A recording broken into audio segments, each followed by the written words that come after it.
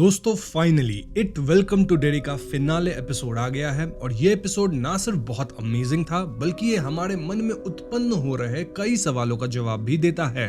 इसीलिए आज के वीडियो में हम एपिसोड की कहानी को जानते हुए इससे रिलेटेड ढेर सारी थियरीज पे बातें करेंगे। साथ ही हम वेलकम टू डेरी के फ्यूचर सीजन्स को लेकर भी डिस्कशन करेंगे। वीडियो शुरू करने से पहले मैं आपको बता दूं कि इस वीडियो को समझने के लिए आपको मेरी वेलकम टू डेरी वाली पिछली 3 वीडियोस देखनी होगी, जिसका लिंक आपको डिस्क्रिप्शन में मिल जाएगा। साथ ही अगर आपको इट वाली किताब ही पढ़नी है तो उसका लिंक मैं प्रोडक्ट सेक्शन में डाल दूंगा। So now with that said, let's roll the intro.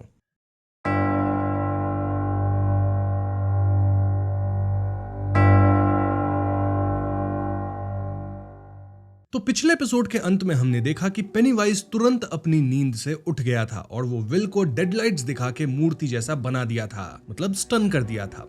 इस एपिसोड में चीजें तुरंत ही नेक्स्ट लेवल पे चली जाती है। पूरे डेरी टाउन में धुंध या स्मोक जैसा कुछ फैलने लग गया था और मिलिट्री वाले भी ये मॉनिटर कर रहे थे। इस धुंध की वजह से डेरी टाउन के ट्रीज मुरझाने लगे थे और हम एक लेडी को पेनीवाइज की तरह स्माइल करते भी देखते हैं। इट वॉज क्लियर कि पेनीवाइज अब आजाद होने लग गया था, जिसका नेगेटिव इफेक्ट पूरे डेरी शहर पे दिख रहा था। हद तो तब हो जाती है जब ये धुंध और we can say Pennywise Derry high school में एंटर कर जाता है और वो प्रिंसिपल के चेंबर से प्रिंसिपल की आवाज में अनाउंस करता है कि सारे क्लासेस आज के लिए कैंसिल हो गए हैं। अपर क्लासमैन को छोड़ के सारे बच्चे ऑडिटोरियम में जमा हो जाएं for a all school assembly. यहाँ पेनीवाइज जानबूझकर थोड़े बड़े बच्चों को जाने दिया था, लाइक अपर क्लासमैन, और कम उम्र वाले बच्चों को ऑडिटोरियम में बुला लिया है। इन बच्चों में हम बर्ट द टर्टल वाले कॉस्ट्यूम में भी एक बच्चे को देखते हैं। अब जैसे ही सारे बच्चे इकट्ठा होते हैं, इनका प्रिंसिपल सामने आता है जो कि अजीब तरह से एनिमेटेड वे में बच्चों को एड्रेस कर रहा था।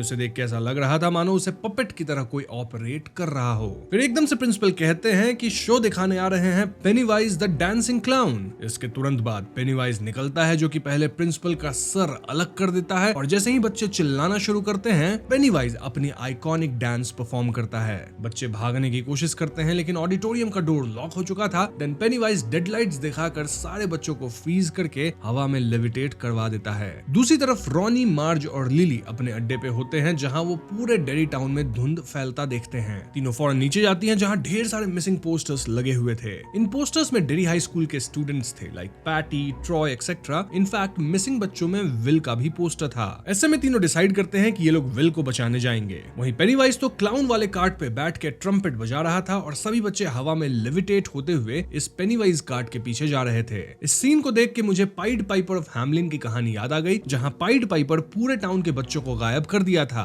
और देखा जाए तो यहाँ पेनीवाइज भी वैसा ही कुछ कर रहा है। एनीवेज, रॉनी, मार्ज और लिली अपने स्कूल डेरी हाई पहुंचती हैं जो कि पूरी तरह से खाली थी। इन्हें बस यहाँ स्कूल के प्रिंसिपल की लाश मिलती है। ये लोग नोटिस करती हैं कि सड़क पे एक खून का ट्रेल बन गया था, विच मींस कि खूनी ट्रेल का पीछा करके तीनों पेनीवाइज तक पहुंच सकती हैं। बस फिर क्या था, तीनों एक ही साइकिल पे सवार होकर आगे बढ़ती हैं, लेकिन एक बाइक पे अगर 3 बच्चे बैठेंगे तो बाइक चलाना थोड़ा मुश्किल होगा। इसलिए मार्ज प्लान करती है कि वो पास वाले मिल्कमैन का ट्रक उठा लेगी, उसे चलाएगी और इस ट्रक की मदद से ही खूनी ट्रेल का पीछा करेगी। अब मिल्कमैन जो था वो भी पेनीवाइज के कहर में खत्म हो गया था, यानी कि उसका ट्रक ऐसे ही पड़ा हुआ था। और जहां तक बात है कि मार्ज को ट्रक चलाने आती है कि नहीं, वो अपने अंकल को चलाती देखी थी तो उसे थियरी में चलानी आती थी, लेकिन रियलिटी में वो कभी चलाई नहीं थी। स्टिल वो हिम्मत करके ट्रक चलाने लगती है और उसके साथ रॉनी और लिली भी ट्रक में आती हैं। दूसरी तरफ लीरॉय हैनलन अपने बेटे विल से कनेक्ट करने की कोशिश कर रहे थे, लेकिन उनका कॉल लग ही नहीं रहा था। वैसे दोस्तों, यहाँ से मैं वीडियो में लीरॉय हैनलन को लीरॉय कह के ही संबोधित करूंगा, वरना हैनलन या हैलरन में आपको कंफ्यूजन हो सकता है। तो हाँ, अब से मैं लीरॉय बोलूंगा। एनीवेज, तभी लीरॉय के फोन पे पेनीवाइज का कॉल आता है जो कि उन्हें विल की आवाज सुनाता है। वो बेसिकली लीरॉय को भड़का रहा था, कह के कि तुम्हें तो कोई चीज से डर नहीं लगता ना, लेट्स सी इफ तुम्हें अपने बच्चे के लिए डर लगता है या नहीं। इस कॉल से लीरॉय बहुत ज्यादा परेशान होते हैं और वो फौरन डिक हैलोरन को ढूंढना शुरू करते हैं। वहीं हैलोरन की तो हालत बहुत ज्यादा खराब है।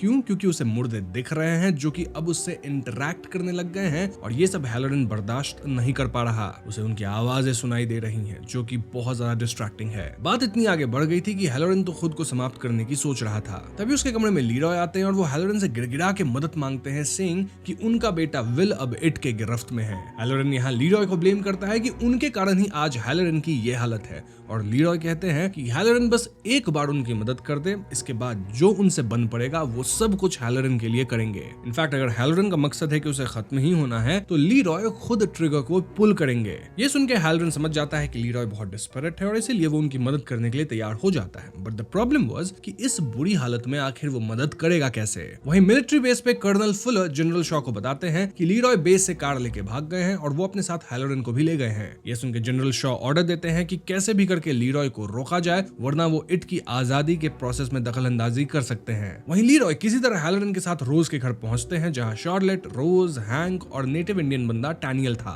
शार्लेट को जब पता लगता है कि पेनीवाइज उनके बेटे विल को उठा के ले गया है तो वो बहुत बुरी तरह से रिएक्ट करती हैं। इनफैक्ट वो लीरॉय पे हाथ भी उठाती हैं। इस पॉइंट पे रोज बीच में आती है, सेइंग कि अगर हैलोरन उस डैगर को ढूंढ ले जो कि इनकी फैमिली में हमेशा से था, तो उस डैगर को सही जगह पे दफना के ये लोग वापस पेनीवाइज को सील कर सकते हैं। अगर आपको याद हो दोस्तों, तो 13 पिलर्स में से एक तो मिलिट्री मेल्ट कर चुकी है, लेकिन एक एक्स्ट्रा डैगर बचा है जो कि फिलहाल लिली के पास है। तो यहाँ उसी डैगर को इस्तेमाल करने की बात हो रही है एज 13th पिलर। रोज मैप पे दिखाती है कि हर एक पिलर का एक इफेक्टिव जोन है और 13 पिलर्स को उसी हिसाब से दफनाया गया था ताकि सबके जोन्स ओवरलैप होगा और इस ओवरलैप से ऐसा एरिया क्रिएट होगा, मतलब ऐसा केज क्रिएट होगा जिसमें कोई भी गैप नहीं होगा। तभी पेनीवाइज इतने सालों से डेरी में फंसा हुआ है, लेकिन क्योंकि एक पिलर निकाल दिया गया है तो पेनीवाइज एस्केप करने लग गया है। ना अगर पेनीवाइज सदर्न बैंक रिवर के पास वाले ग्रेट पाइन ट्री को क्रॉस कर गया तो उसे सील करना असंभव होगा। इसलिए इससे पहले कि पेनीवाइज उस एरिया को क्रॉस करे, इन्हें डैगर को यूज करना होगा एज 13th पिलर, जिसे पेनीवाइज को वापस से रीसील किया जाए या फिर केज में डाला जाए। बट द क्वेश्चन वाज कि हैलोरन इस हालत में उस डैगर को लोकेट करेगा कैसे। वेल, इसका उपाय भी रोज के पास था। रोज के पास मैटरिन रूट्स थे जिसका चूरन बना के वो एक टी बनाती है। रोज बताती है कि इस टी को पीने से हैलोरन उस रेल्म की सारी चीजों से कनेक्ट हो जाएगा जहां से पेनीवाइज आया है, क्योंकि शायद मैटरिन रूट जो है वो भी उसी रेल्म से आई होगी। इनफैक्ट इस रूट का नाम भी अगर देखा जाए तो मैटरिन है, जो कि रेफर करता है उस जायंट टर्टल को जिसे हम पेनीवाइज के दुश्मन के रूप में जानते हैं। मैटरिन के बारे में मैंने कई बार बात कर रखी है। एनीवेज, तो सिंस इस चाय को पी के हैलोरन भी उस रेल्म की चीजों से कनेक्ट कर पाएगा तो वो डैगर को भी लोकेट कर पाएगा, क्योंकि डैगर भी उसी रेल्म से आई है। रही बात की हैलोरन से जो मुर्दे इंटरैक्ट कर रहे हैं, जिनको वो देख रहा है, उन चीजों को कैसे रोका जाए, तो उसका जवाब सिंपली ये है कि जब माइंड का एक रास्ता खुलता है तो दूसरा बंद होता है। यानी कि जैसे ही हैलोरन पेनीवाइज वाले रेल्म से कनेक्ट करेगा, उसका मुर्दों को अपनी ओर आकर्षित करने वाली फोर्स बंद होगी, वो दरवाजा बंद हो जाएगा, मतलब हैलोरन कहीं ना कहीं ठीक होगा। इन शॉर्ट कहें तो हैलोरन वापस से पहले जैसा हो जाएगा, जहां अपने शाइन को ढंग से कंट्रोल कर पाएगा। बस फिर क्या था, हैलोरन तुरंत इस टी को पी लेता है। टी पीते ही हैलोरन देख पाता है कि फिलहाल डैगर लिली के पास है और वो लोग मिल्क ट्रक में पेनीवाइज के पीछे जा रहे हैं टू सेव विल। अब ये लोग जा तो रही थी, लेकिन रास्ते में एक पॉट होल आने से मार्ज का बैलेंस बिगड़ता है और इनकी ट्रक ठुक जाती है। इस एक्सीडेंट में डैगर बाहर गिर जाता है और लिली डेस्परेटली डैगर को ढूंढने लगती है। मार्ज को डैगर बाहर दिखता है और इससे पहले मार्ज डैगर को हाथ लगाती लिली चिल्लाने लगती है, सेइंग कि ये डैगर उसके अलावा कोई नहीं छुएगा। लिली डैगर उठा लेती है और वो बहुत अजीब बिहेव कर रही थी। आई मीन वो डैगर को लेके कुछ ज्यादा ही पॉसेसिव हो गई थी, विच वाज नॉट नॉर्मल। अब ऐसा क्यों है, इसका एक्सप्लेनेशन भी हमें रोज से ही मिलता है। फिलहाल रोज, हैंक, टैनियल, विल, शार्लेट और हैलोरन डैगर को लोकेट करते हुए बच्चियों के करीब जा रहे थे इन अ व्हीकल, और यहीं पे रोज बताती है कि डैगर का बच्चियों के साथ होना सेफ नहीं है। क्यों? क्योंकि ये डैगर उस कॉमेट का लॉस्ट फ्रैगमेंट है जिसपे पेनीवाइज पृथ्वी पे आया था। वो कॉमेट नीबोल्ट स्ट्रीट वाली जगह पे क्रैश हुआ था और ये डैगर उसी कॉमेट का पार्ट है जिसे निकाला गया था। ऐसे में डैगर के अंदर एक इनहेरेंट विल है कि वो वापस घर जाना चाहता है, लाइक एनी लॉस्ट थिंग। यानी डैगर कॉमेट तक जाना चाहता है और इसके लिए डैगर विल्डर के दिमाग को डैमेज करता है। इनफैक्ट आप डैगर को कॉमेट से जितनी दूर लेके जाएंगे, आपके माइंड पे आने वाला डेंजर उतना ज्यादा ही बढ़ता जाएगा और डैगर उतना ही रेजिस्ट करेगा। ये डैगर इतनी ज्यादा फोर्स से रेजिस्ट कर सकता है जिसकी हम इंसान कल्पना भी नहीं कर सकते। दिस क्लियरली एक्सप्लेन्स कि क्यों लिली उस डैगर को लेके पॉसेसिव हो गई है और क्यों उसकी हरकतें बहुत रूड सी हो गई है। नाउ लिली के एब्नॉर्मैलिटी को कहीं ना कहीं मार्ज और रॉनी भी नोटिस कर ली थी और ये दोनों आपस में बात करके प्लान कर रही थी कि वो लिली के हाथ से डैगर ले लेंगी। लिली भांप लेती है कि मार्ज और रॉनी उसके खिलाफ कुछ तो प्लान कर रही है। आई मीन मार्ज और रॉनी चोरी छुपी बातें कर रहे थे, नजरें मिला रहे थे, और ऐसे में लिली उस डैगर को लेके भागती है। रॉनी और मार्ज समहाउ लिली को पकड़ती है और उसके हाथ से डैगर छीनने लगती है। लिली कहने लगती है कि वो क्रेजी है और उसके कारण सभी खत्म हो जाएंगे, लेकिन रॉनी यहाँ लिली को समझाती है कि लिली लाइफ बोट की तरह है हु विल सेव देम। ये सुन के लिली काम डाउन करती है और मार्ज उसके हाथ से डैगर ले लेती है। डैगर के हाथ से निकलते लिली का बर्ताव सही हो जाता है और यहाँ तीनों डिसाइड करते हैं कि वो बारी बारी से इस डैगर को कैरी करेंगे, मतलब कोई भी एक इंसान बहुत देर तक इस डैगर को नहीं पकड़ेगा। तभी एकदम से डैगर ग्लो करती है और सामने सामने ये लोग लेक देखते हैं जो कि जम चुकी थी और इसी लेक के ऊपर सारे बच्चे मूर्ति की तरह हवा में लटके हुए थे। वहीं दूसरी तरफ हैलोरन डैगर को ट्रैक करते हुए पेनीवाइज तक को देख पाता है और वो बता देता है कि पेनीवाइज ऑलरेडी लेक तक पहुंच गया है। ये सुन के रोज कहती है कि पेनीवाइज जल्द ही पेरीमीटर क्रॉस कर जाएगा और इतने कम समय में ये लोग पेनीवाइज को नहीं रोक सकते। ये सुनते लीरॉय हैलोरन से रिक्वेस्ट करता है कि वो कैसे भी करके पेनीवाइज के ब्रेन में जाए और उसे रोके, मतलब उसके दिमाग में घुसे। Now coming to Lily, Marge and Ronnie, ये तीनों फॉरेन फ्रोजन लेक पे जाती हैं और विल को ढूंढ निकालती है जो कि बाकियों की तरह हवा में लेविटेट कर रहा था। तभी सामने कार्ट से पेनीवाइज बाहर आता है और इनकी तरफ बढ़ने लगता है, लेकिन एकदम से रॉनी पेनीवाइज को यह डैगर दिखाती है जिसे देख पेनीवाइज भागता है, लेकिन वो एक क्लाउन की तरह इन तीनों के आसपास मंडराने लगा था और एकदम से वो मार्ज पे अटैक करके उसे खींच लेता है। इसके बाद दोस्तों मार्ज और पेनीवाइज का 1-on-1 कन्फ्रंटेशन होता है जो कि बहुत ज्यादा इंटरेस्टिंग था। I mean, जो बातें पेनीवाइज मार्ज से कहता है वो काफी डीप थी और इस पे हम थियरीज में और भी ज्यादा बात करेंगे, बट फॉर नाउ मैं आपको बताता हूँ कि पेनीवाइज क्या कहता है। सो बेसिकली पेनीवाइज मार्ज को मार्गरेट टोजिया नाम से बुलाता है। मार्ज का सरनेम टोजिया नहीं है। वो एकदम आश्चर्य में चली जाती है कि पेनीवाइज उसे टोजिया क्यों कह रहा है। पेनीवाइज कहता है कि तुम फिलहाल टोजिया नहीं हो क्योंकि पहले तुम्हें प्यार होगा, फिर तुम्हारी शादी होगी और तब तुम्हारा सरनेम चेंज होगा। उसके बाद तुम्हें बच्चा होगा रिची टोजिया। जी हाँ दोस्तों, रिची वही बंदा है जिसे हम लूजर्स क्लब में देखे थे और रिची और उसकी गैंग ही पेनीवाइज को खत्म कर पाए थे in it chapter 2 movie. Penny-wise यहाँ मार्ज को रिची टोजिया की फोटो भी दिखाता है, सेइंग कि यही बच्चा अपने दोस्तों के साथ मुझे खत्म करेगा। लेकिन अगर पेनीवाइज अभी ही मार्ज को खत्म कर दे तो फ्यूचर में रिची एग्जिस्ट ही नहीं करेगा। पेनीवाइज ये भी कहता है कि मेरी मौत वाकई में मौत ही होगी या फिर मेरा जन्म है। इस बात को लेकर पेनीवाइज कंफ्यूज था क्योंकि वो पास्ट, प्रेजेंट और फ्यूचर सब साथ में देखता है। इसका मतलब यह है दोस्तों कि पेनीवाइज के लिए टाइम हमारी तरह लीनियर वे में काम नहीं करती, रादर वो पास्ट, प्रेजेंट और फ्यूचर सबको एक साथ परसीव करता है, जिस कारण से वो मार्ज का फ्यूचर भी बता पा रहा है। इनफैक्ट पेनीवाइज तो अपनी मौत का भी अनुमान लगा लिया है, बट सिंस पास्ट और फ्यूचर उसके लिए एक समान है इसलिए वो अपनी मौत और बर्थ को अलग अलग नहीं देख पा रहा। इसी वजह से वो कंफ्यूज्ड है कि जब वो खत्म होगा तो वो एक्चुअल में खत्म हो रहा है या फिर उसका जन्म हो रहा है। अब इस पे हम थियरी सेक्शन में थोड़ा और खुल के बात करेंगे। फॉर नाउ पेनीवाइज कहता है कि जिस तरह से वो एक जगह और टाइम में कैद होके रह गया है तो ये उसके लिए इजी नहीं है और वो जल्द ही इस केज से निकल जाएगा। ये कह के पेनीवाइज मार्ज को खाने जाता है, लेकिन एकदम से वो रुक जाता है। क्यों रुक गया? वेल, क्योंकि हैलोरन उसके दिमाग में घुस चुका था।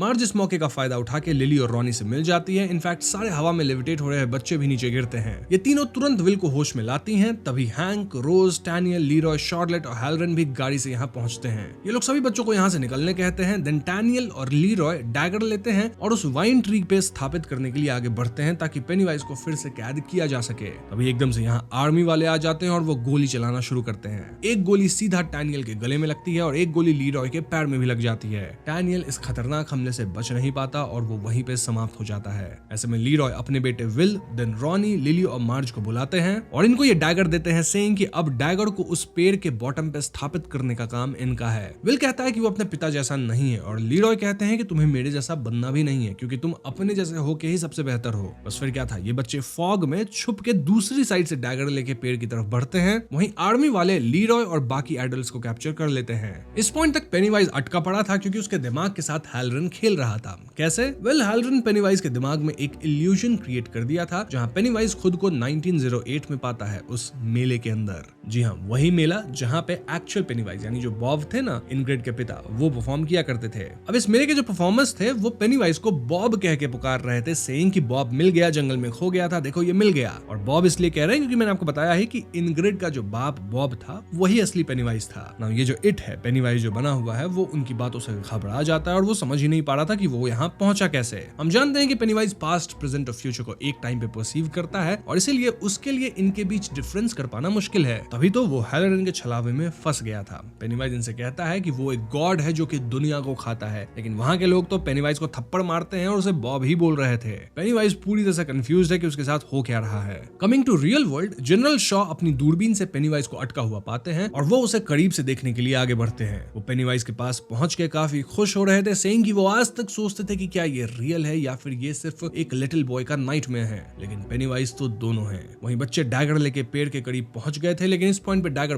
बहुत ज्यादा ग्लो करने लगता है। डैगर रेजिस्ट करना शुरू करता है, जहां विल के दिमाग में ऐसी विचार आने लगती है कि वो डैगर को पेड़ के नीचे नहीं दफनाएगा। विल डैगर लेके उल्टा भागने लगता है, लेकिन बाकी 3 लड़कियां उसे रोकती हैं। ये चारों मिलके किसी तरह वापस पेड़ की ओर बढ़ते हैं, लेकिन इसमें इनकी काफी ताकत लग रही थी एज डैगर बहुत ज्यादा ज्यादा रेजिस्ट कर रहा था, एज डैगर बहुत ज्यादा रेजिस्ट कर रहा था। वहीं अगर पेनीवाइज के इल्यूजन की बात की जाए तो हैलोरन उसे अच्छा खासा फंसा लिया था, लेकिन तभी आर्मी वाले दखल अंदाजी करते हैं, जहां वो हैलोरन को वैन से निकालते हैं, जिससे हैलोरन का ध्यान भटकता है। अब ध्यान भटकी दुर्घटना घटेगी, वही होता है। ध्यान भटकते ही हैलोरन का जो इल्यूजन था वो हिलने डुलने लगता है, मतलब इल्यूजन बिखर रहा था, और जो मेले का मास्टर था ना, जो पेनीवाइज से बात कर रहा था, उसे थप्पड़ भी मारा था। वेल, वो हैलोरन खुद ही था जो कि इल्यूजन क्रिएट करके पेनीवाइज को कंट्रोल कर रहा था। लेकिन इस पॉइंट पे पेनीवाइज को उस आदमी का हाथ ब्लैक दिखता है। पेनीवाइज उसका मास्क उतारता है जिसके अंदर हैलोरन था, डिपिक्टिंग कि पेनीवाइज फाइनली समझ गया है कि ये एक इल्यूजन है क्रिएटेड बाय हैलोरन। बस फिर क्या था, वो हंसते हुए ट्रिकी डिकी डिकी कहता है, then I am not Bob कहते हुए हैलोरन को लात मारता है।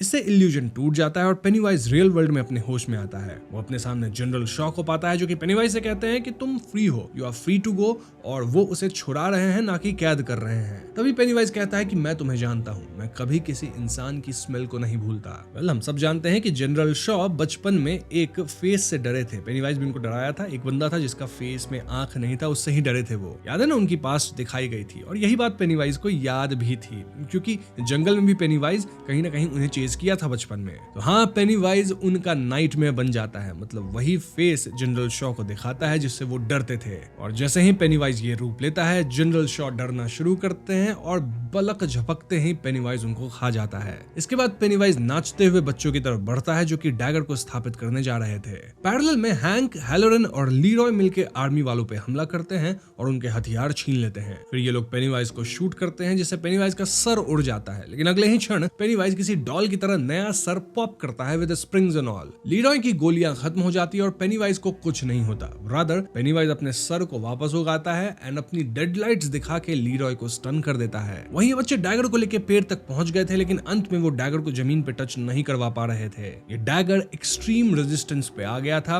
और डैगर का जमीन पे टच होना जरूरी था, क्योंकि तभी जमीन उसकी पावर्स कंडक्ट करके सारी पिलर्स से कनेक्ट होगा और केज फॉर्म करेगा। पेनीवाइज हंसते हुए बच्चों के करीब पहुंच गया था और ऐसा लगता है मानो वो जीत भी जाएगा। लेकिन तभी हम इंडियन ट्राइब की लीडर सस्की की आत्मा को देखते हैं, जो कि अपने साथ रिच की आत्मा को लेके आई थी। जी हाँ दोस्तों, रिच की आत्मा दौड़ते हुए जाती है ताकि वो अपने फ्रेंड्स की मदद कर सके। रिच पेनीवाइज को मिडिल फिंगर दिखाता है, देन अपने 4 दोस्तों की मदद करता है ताकि वो लोग डैगर को जमीन से टच कर सके। इस पॉइंट पे पेनीवाइज एक मॉन्स्टर जैसा फॉर्म में आता है, जहां उसके चमगादड़ जैसे पंख निकल गए थे, देन उसकी टांगे बाज जैसी हो गई थी, मतलब क्लॉज आ गई थी पूरी तरह से, और वो उड़ते हुए इन बच्चों की तरफ बढ़ता है। लेकिन इससे पहले वो बच्चों पे हमला करता, एकदम से ये बच्चे डैगर को जमीन पे स्थापित कर देते हैं, जिससे सारे 13 पिलर्स वापस से कनेक्ट होते हैं। ऐसा होते पेनीवाइज पे पिलर्स की शक्ति का प्रहार होता है और वो काफी दूर जा गिरता है। यहाँ हम पेनीवाइज को अलग अलग चेहरा बदलते देखते हैं और फाइनली वो पेनीवाइज फॉर्म में आता है। देन वो हंसते हुए लाइवली क्राउड कहता है और उसका शरीर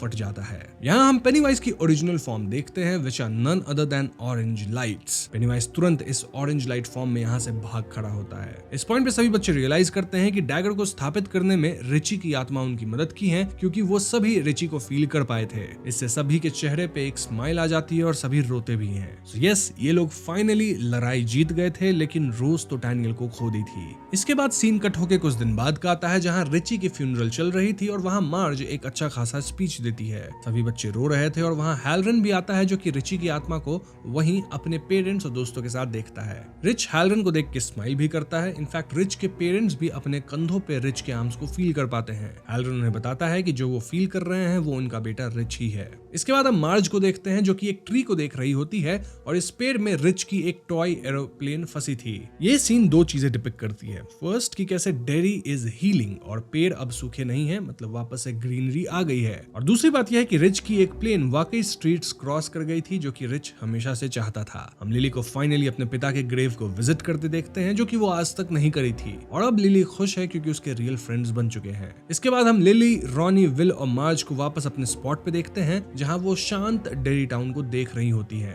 यहाँ मार्ज फाइनली लिली को बताती है कि पेनीवाइज उससे क्या कहा था। ये वही पास्ट, प्रेजेंट और फ्यूचर वाली बात है दोस्तों। इनफैक्ट मार्ज ये तक बताती है कि पेनीवाइज के हिसाब से मार्ज का एक बच्चा होगा named Richie Tozier. Marge was confused, क्योंकि अगर पेनीवाइज टाइम में आगे पीछे जा सकता है तो व्हाट इफ वो मार्ज के पेरेंट्स को खत्म कर दे, जिससे मार्ज पैदा ही नहीं होगी, और फिर रिची भी पैदा नहीं होगा, जिससे पेनीवाइज खत्म ही नहीं होगा। ये सुन के लिली कहती है कि ये फाइट्स उनकी है जिनसे पेनीवाइज लड़ेगा जिस भी टाइमलाइन में, मतलब जो जिस युग में है वो पेनीवाइज से उस तरह से लड़ेंगे।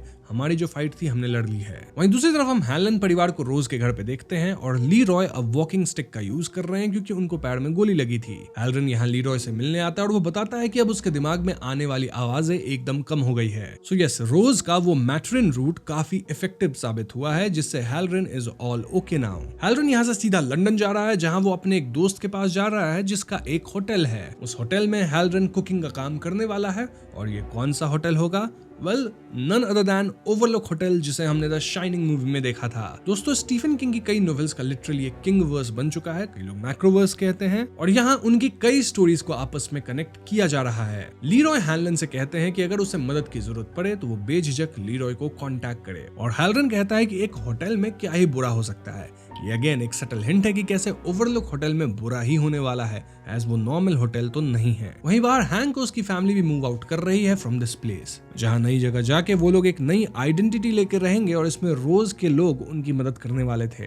ना हम ये भी जान पाते हैं कि लीरॉय हैलन को मिलिट्री से ऑनरेबल डिस्चार्ज मिला है, यानी कि वो अपने टर्म्स में मिलिट्री छोड़ चुके हैं, और ऐसा एक शर्त पे हुआ। शर्त यह है कि डेरी में हुए इंसिडेंट्स को लेकर लीरॉय को अपना मुंह बंद रखना है और बदले में उन पर कोई एक्शन नहीं होगा, रादर उन्हें एक ऑनरेबल डिस्चार्ज मिला है। लीरॉय का प्लान है कि अब वो अपनी फैमिली के साथ टाइम बिताएंगे, वो भी आउटसाइड डेरी। इस पॉइंट पे रोज लीरॉय और शार्लेट को उन्हें ज्वाइन करने के लिए इनवाइट करती है। बेसिकली रोज इन्हें यहीं डेरी में रुकने कह रही थी ताकि ये लोग मेक श्योर कर सके कि आगे कोई और पिलर्स को निकालने की कोशिश ना करे, क्योंकि फ्यूचर में भी लोग इस केज को खोलने जरूर आएंगे। वहीं रोज अपने घर और फार्म को बेचने वाली थी क्योंकि बिना टैनियल के ये सब उनके लिए कुछ ज्यादा ही था। ये सुन के लीरॉय तुरंत मना करते हैं, सेइंग कि अब वो डेरी में नहीं रह सकते, एज ये उनके परिवार के लिए खतरनाक है। Now we talk about Will and Ronnie. ये दोनों एक दूसरे से बात करते हैं और देखा जाए तो दोनों डेरी छोड़ के दूर जा रहे हैं। रॉनी अपने पिता हैंक के साथ और विल अपने फैमिली के साथ। ये लोग डिस्कस करते हैं कि कैसे डेरी से बाहर जाने के बाद लोग इस जगह को भूल जाते हैं, एंड इट्स पॉसिबल कि विल और रॉनी भी एक दूसरे को भूल जाएंगे। यहाँ दोनों किस भी करते हैं, जिसके बाद दोनों के जाने का वक्त आ जाता है। अब इससे पहले हैलन फैमिली जाती, शार्लेट सजेस्ट करती है कि इन्हें रोज का ऑफर एक्सेप्ट करना चाहिए, मतलब डेरी में ही रह जाना चाहिए। आज तक शार्लेट हमेशा ब्लैक लोगों की मदद करती रही थी, वहीं लीरॉय मिलिट्री को सर्व कर रहे थे, देश को सर्व कर रहे थे, लेकिन अब फाइनली दोनों मिलकर एक कॉमन मिशन पे काम कर सकते हैं, which is keeping dairy safe and make sure करना कि पेनीवाइज का केज कोई खोल न दे, कोई भी किसी पिलर को छेड़े ना। इनफैक्ट 27 साल बाद जब पेनीवाइज वापस आएगा तो दे कैन बी प्रिपेयर्ड। ये सुन के लीरॉय भी अग्री करते हैं और विल खुश हो जाता है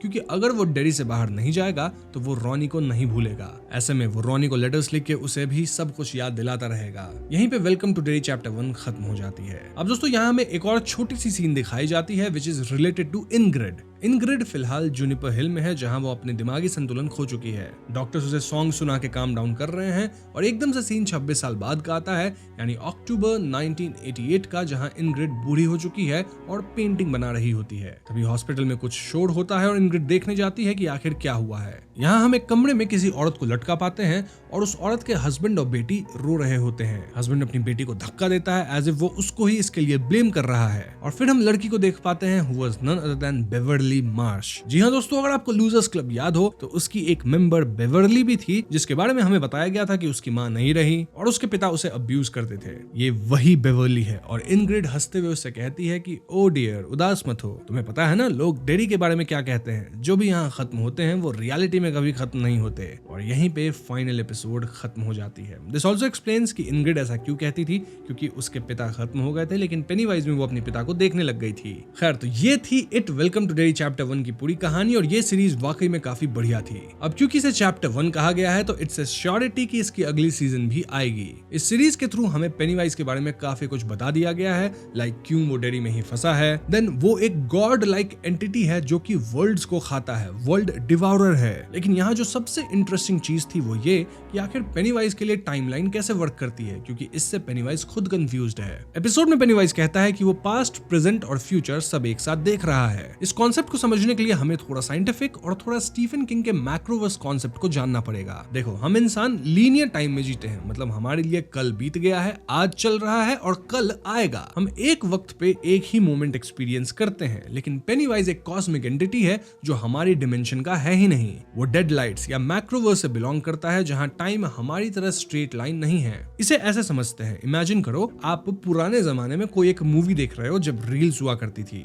तो हाँ, थिएटर में आप मूवी देख रहे हो जो कि आपके लिए सीन बाय सीन चलता है, लेकिन जो प्रोजेक्टर रूम में बैठा है वो पूरी रील को एक साथ हाथ में पकड़ के देख सकता है। मतलब वो एंडिंग भी देख सकता है, बिगिनिंग भी देख सकता है। इनफैक्ट एंडिंग और बिगिनिंग एक साथ चिपके हुए होंगे। Now you can understand penny-wise क्यों कह रहा था कि जब वो खत्म होगा तो वो खत्म हो रहा है या फिर उसका बर्थ है। वो अपनी बर्थ और एंडिंग को एक साथ देख रहा है, एक रील की तरह। पास्ट, प्रेजेंट, फ्यूचर सब चीज एक साथ परसीव कर रहा है। नाउ पेनीवाइज के साथ प्रॉब्लम ये हुई है कि उसका जो फिजिकल शरीर है वो धरती के रूल्स में बंधा है, लेकिन उसका दिमाग कॉस्मिक है। इसलिए जब वो मार्ज को देखता है तो उसे मार्ज का बचपन, उसकी जवानी और उसका फ्यूचर बेटा रिची टोजियर सब एक साथ दिख रहे हैं। वो कंफ्यूज इसलिए हो रहा है क्योंकि उसे अपनी मौत और अपना जन्म दोनों ही एक मोमेंट पे फील हो रहा है। उसे समझ नहीं आ रहा कि क्या वो शुरू हो रहा है या खत्म। ये वैसा ही है जैसे किसी इंसान को एक साथ उसकी पैदाइश और मौत दिखा दी जाए तो वो पागल ही हो जाएगा। पेनीवाइज का यही कंफ्यूजन हैलरन ने यूज किया था इल्यूजन क्रिएट करने के लिए। मतलब हैलरन को पता नहीं था ऐसा कि पेनीवाइज इस तरह से सोचता है, बट जब हैलरन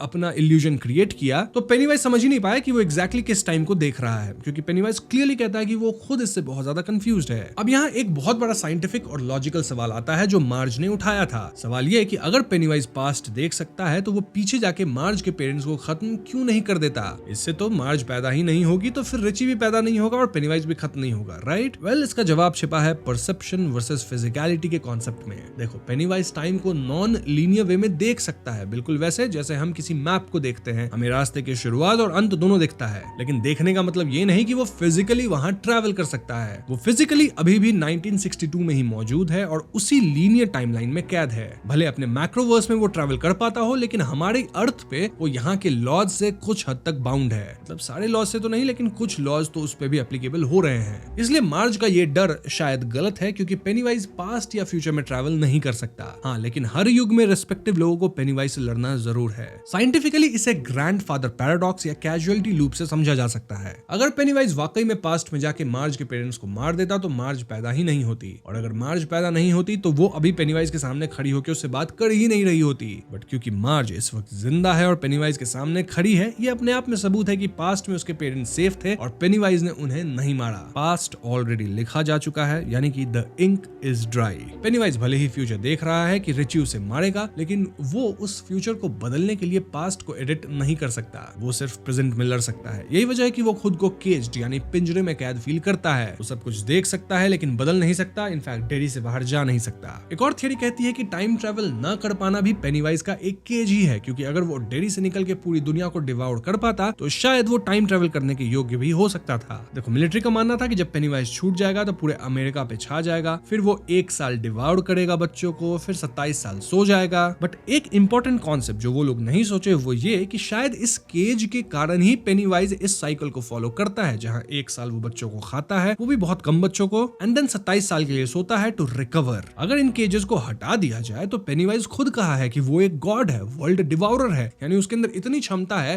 कि वो पूरी दुनिया को खा सकता है। और एक बार पेनीवाइज फ्री हो गया तो हम कह नहीं सकते, शायद वो टाइम ट्रैवल करने के योग्य भी हो जाए। इसलिए पेनीवाइज को डेरी में जिस तरह से कैद किया गया है वो एक प्रॉपर केज है। अगर उसे तोड़ा गया तो आगे क्या होगा ये हम में से कोई नहीं बता सकता। वैसे इस पे आपकी क्या ओपिनियन है वो आप कमेंट्स में जरूर लिख दीजिएगा। अब आते हैं सबसे माइंड ब्लोइंग कनेक्शन पे कि कैसे वेलकम टू डेरी की ये कैरेक्टर्स फ्यूचर के लूजर क्लब से जुड़ते हैं। सबसे बड़ा रिवील तो कर ही दिया गया है, जो कि मार्ज के थ्रू हमें मिला। मतलब पेनीवाइज ही कंफर्म किया कि मार्ज का फ्यूचर में सरनेम टोजियर होगा और उसका बेटा रिची टोजियर बनेगा। ये वही रिची है जो लूजर्स क्लब का सबसे मुंहफट मेंबर था। याद है ना, जो बच्चा उसे प्ले किया है वो स्ट्रेंजर थिंग्स में माइक भी है। इस थियरी से ये भी क्लियर होती है कि रिची के अंदर जो इतनी हिम्मत थी पेनीवाइज को गाली देने की, वो उसे अपनी माँ मार्ज से ही मिली है। प्लस शो के अंदर मार्ज अपने दोस्त रिच को खोई थी और यही रीजन हो सकता है कि वो अपने बेटे का नाम उसके ऑनर में रिची रखती है। ये कनेक्शन रिची के कैरेक्टर को और इमोशनल बना देता है। दूसरा बड़ा कनेक्शन है हैनलन फैमिली का। लीरॉय हैनलन और उसका बेटा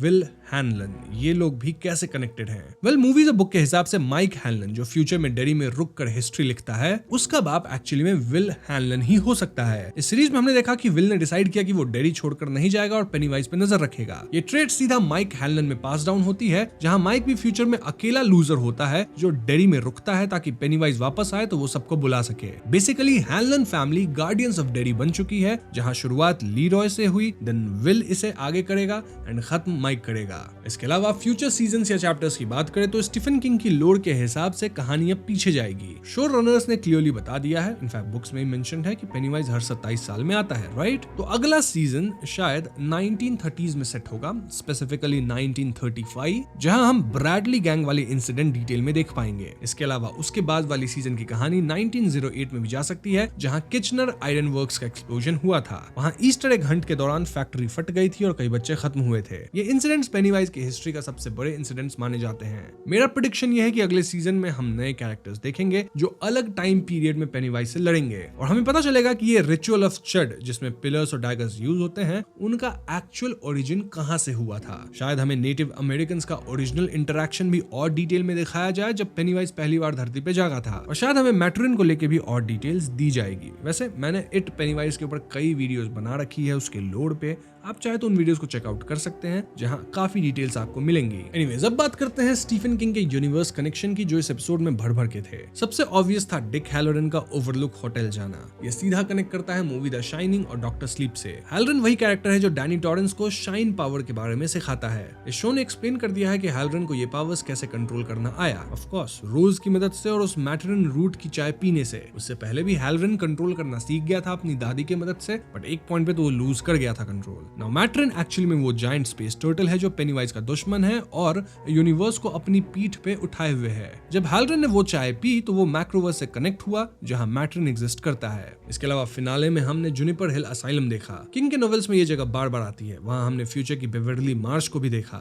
इनग्रिड का उससे बात करना और कहना कि डेरी में कभी कोई एक्चुअली खत्म नहीं होता, ये हिंट था कि पेनीवाइज का इन्फ्लुएंस सिर्फ फिजिकल नहीं बल्कि मेंटल भी है, जो सालों तक लोगों को हॉन्ट करता है। इनफैक्ट हम इट वाली फिल्म में भी बूढ़ी इनग्रिड को देखे थे, जिसका रूप पेनीवाइज ही लेके बैठा था, और उस टाइम भी वो सेम डायलॉग मारा था कि डेरी में कोई कभी एक्चुअली में खत्म नहीं होता। फाइनली कुछ छोटी मगर इंटरेस्टिंग डिटेल्स जो कि आपने नोटिस कर ही ली होंगी, बट स्टिल मैं इन्हें पॉइंट आउट कर देता हूँ। लाइक ऑडिटोरियम में एक बच्चा टर्टल कॉस्ट्यूम में था। ये डायरेक्ट नॉट था मैट्रिन द टर्टल को, जो कि पेनीवाइज का नेचुरल एनिमी है। आप जानते ही हैं कि वो डैगर जिसे लिली और बाकी लोग यूज कर रहे थे, वो उस एस्ट्रॉइड का टुकड़ा था जिसमें कैद होकर पेनीवाइज धरती पर आया था। इसीलिए वो डैगर पेनीवाइज को हर्ट कर सकता है क्योंकि वो उसी के मटेरियल से बना है, मतलब वो सेम मैक्रोवर्स से। किंग की माइथोलॉजी में इसे डेडलाइट्स का फिजिकल फॉर्म माना जा सकता है। एक और बात, लीरॉय को ऑनरेबल डिस्चार्ज मिलना और उसका शर्त ये होना कि वो डेरी के इवेंट्स पर चुप रहेगा, ये इस बात को दर्शाता है कि सरकार या द शॉप शायद डेरी की सच्चाई जानती है लेकिन उसे कवर अप कर रही है। अब आप पूछोगे द शॉप क्या है? देखो, शो में जनरल शॉ और कर्नल फुलर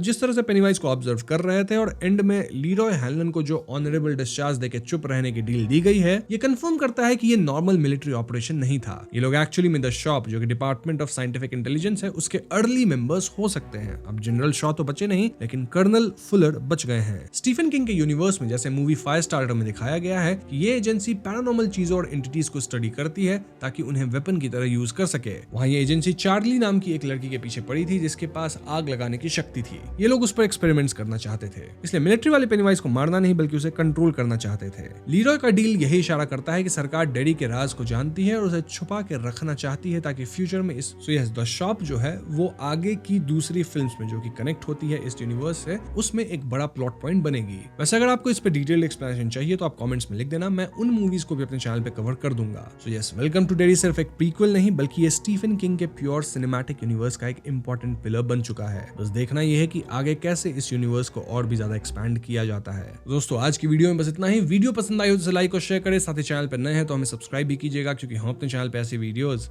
लाते रहते हैं। पीस।